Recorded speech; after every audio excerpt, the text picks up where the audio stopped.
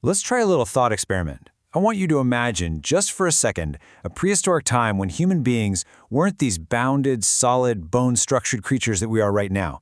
Picture a world where we were essentially fluid consciousnesses, just drifting through this misty, magical, constantly shifting environment. I know, it sounds totally like science fiction, right? But according to certain esoteric traditions, this is exactly where our modern minds came from. Welcome to this explainer. Today we're diving straight into Rudolf Steiner's deeply fascinating esoteric history of human evolution. We're going to trace humanity's incredibly wild journey from the collective, highly magical minds of ancient Atlantis all the way to the sharp, independent, individualized intellect that you and I use every day. We're going to see exactly how our consciousness was completely transformed and, more importantly, what we had to sacrifice to win our freedom. Section 1. The Water-Mist World of Early Atlantis. So check out this map. It's redrawn from ancient texts, and it depicts this massive, lost landmass right in the North Atlantic. The environment back then was completely alien compared to what we know. I mean, there was no rain, no wind at all. The Earth's atmosphere was literally this heavy, warm water vapor. It was a dense, eternal fog that esotericists call Niflheim, or foghome. Because of this incredibly thick atmosphere, you couldn't even see the sky clearly. The sun and the moon, they just appeared as these giant, glowing, colored auras bleeding through the mist.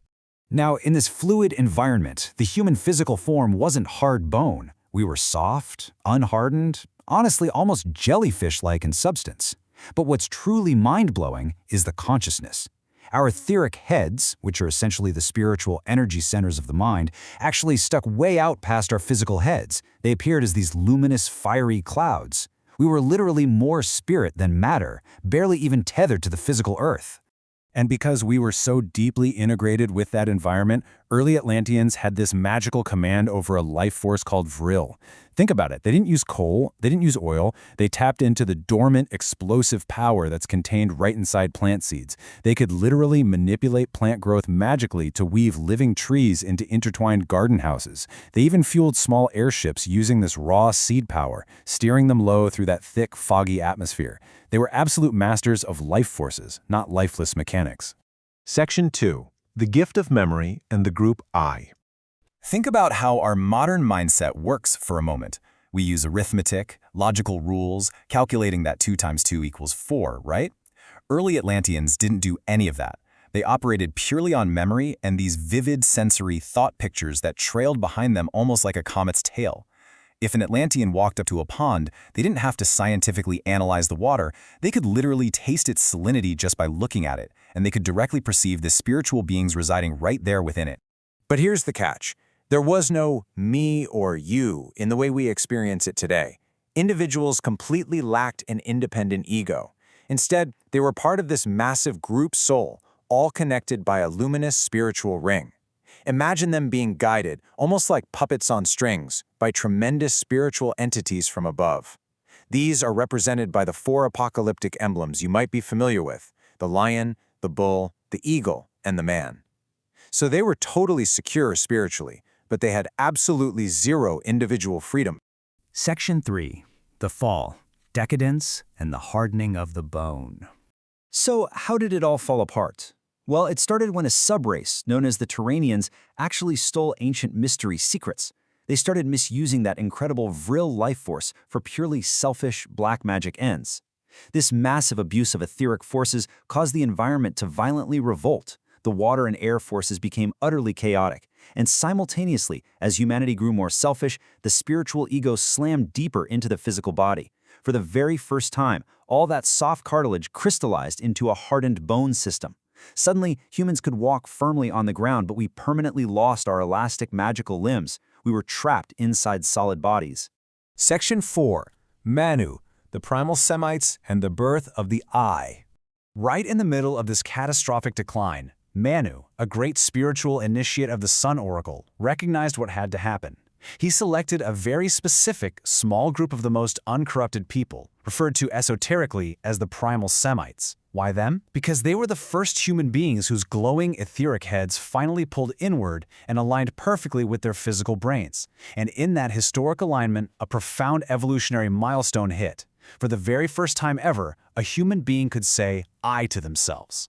With this, they developed the power of independent arithmetic, logic, and judgment. But, as with everything, there was a heavy price. Trading away that magical group consciousness for individual logic meant losing their direct vision of the spiritual world. Their natural clairvoyance literally evaporated, just like the morning mist.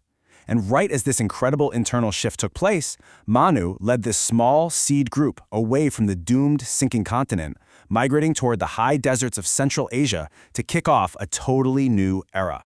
Meanwhile, back in Atlantis, those chaotic forces hit their absolute peak. Massive, cataclysmic cloudbursts finally sank the continent entirely.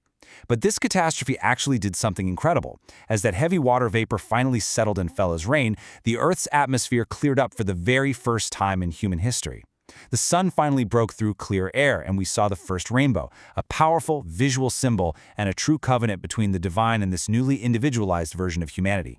Section 5. The Post-Atlantean Cultural Ages. Now, take a look at this U-shaped curve. It maps out what esotericists call the inhale, which is our deep, deep descent into physical matter. Manu's followers went on to seed the great post-Atlantean cultures. We start high up with the ancient Indian age, where people still deeply longed for their spiritual home, feeling like this physical earth was just Maya or a grand illusion. Then we step further down into the ancient Persian age, where humanity really starts grappling with the dualistic struggle between light and darkness right here in the material world. We're basically descending deeper and deeper into physical reality. And as we descend, you can see how our intellect gets sharper and sharper. Down in the Egypto-Chaldean age, humanity turns its mind toward mastering the physical earth and stars, dialing in geometry and agriculture. By the time we hit the Greco-Latin age, which is at the very bottom of the curve, we reach the peak of what Steiner calls the shadowy intellect. We had brilliant logic, sure, but spiritually, human consciousness felt like a beggar on earth. And right at that lowest point, our absolute deepest immersion into physical matter, the event Steiner calls the mystery of Golgotha takes place. The Christ impulse enters history to physically rescue the body, planting the ultimate seed of love into a hardened, purely intellectualized world to save it from spiritual death. Section 6. The Modern Era and the Future Crossroads. Fast forward to today, our consciousness is incredibly highly evolved, but we're surrounded by what Steiner provocatively calls thought corpses. These are dead, abstract concepts derived completely from a lifeless mineral world. We are currently standing at a massive evolutionary fork in the road. On the one hand, if we rely only on cold, dead materialism, human thought is going to degenerate into this mechanical, spider-like intellectual brood. But on the other hand, if we consciously choose to infuse our hard-won individual intellect with spiritual understanding, we quicken it to life. The goal here isn't to regress back to the foggy, unfree group mind of Atlantis. The goal is to take our razor-sharp, independent eye and spiritualize it, eventually transforming the Earth itself into a new sun. So, here we are, standing at the absolute edge of this staggering evolutionary timeline. We traded the magic of the mist for the sharp clarity of the bone. We want our individual freedom, but as you know, freedom always requires a choice.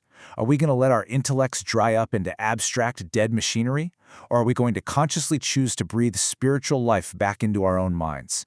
The question is, which path of consciousness will you choose to cultivate for the future of humanity?